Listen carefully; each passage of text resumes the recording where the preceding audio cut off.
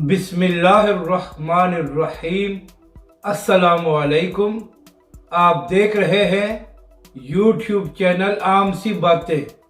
तहरीक लब्बैक के साथ एक बार फिर बड़ा धोखा और अल्लामा साद हुसैन रिजवी का बड़ा ऐलान, अब ऐसा नहीं होने देंगे।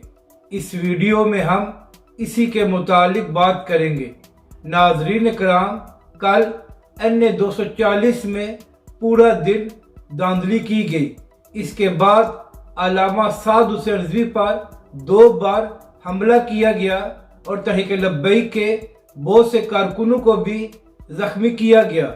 मगर इसके बावजूद जब नताइज आना शुरू हुए तो तहरीक लब्बैक पाकिस्तान का उम्मीदवार मुसलसल लीड में रहा और जब तक 300 पोलिंग स्टेशन का रिजल्ट आया तो तहरीक लब्बैक पाकिस्तान का उम्मीदवार जीत रहा था। फिर अचानक RTS को बिठा दिया गया। जब RTS दोबारा ऑन हुआ तो उसके बाद MQM का उम्मीदवार जीत रहा था और तहरीक लब्बैक पाकिस्तान दूसरे नंबर पर आ गई। और इसके बाद जब पूरे 309 पोलिंग स्टेशन का रिजल्ट आ गया तो RTS बिठाने वालों ने MQM को जितवा दिया। इसके बाद तहरीक लब्बैक के सरबरा अल्लामा साद हुसैन रिजवी ने रात के एक अहम प्रेस कॉन्फ्रेंस की। अल्लामा साद हुसैन रिजवी ने कहा कि हम NA 240 जीत चुके हैं और जिन लोगों ने धांधली की है और हमारे वोटों पर डाका डाला है, हम उनको ऐसा नहीं करने देंगे। अल्लामा साद हुसैन रिजवी ने कहा कि हमारे उम्मीदवार ने दोबारा गिनती की दरख्वास्त दे दी है और उस पर भी अमल होना चाहिए।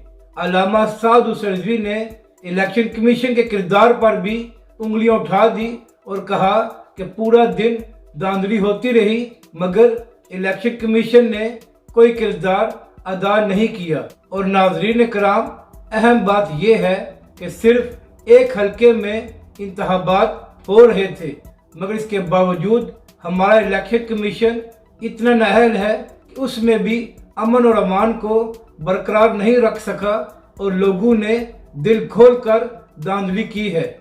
और यहाँ पर उनसे भी सवाल है जिन्होंने हमेशा की तरह RTS बिठाया है कि तुम लोग कब तक तहरीक लब्बैक पाकिस्तान और अल्लामा साद हुसैन रिजवी का रास्ता रोकोगे।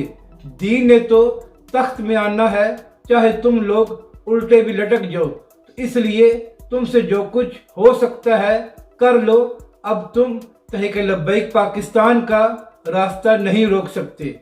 अपनी राय का ज़रूर इजहार करें कि आपको ये वीडियो कैसी लगी और हमारे इस चैनल को भी सब्सक्राइब करें।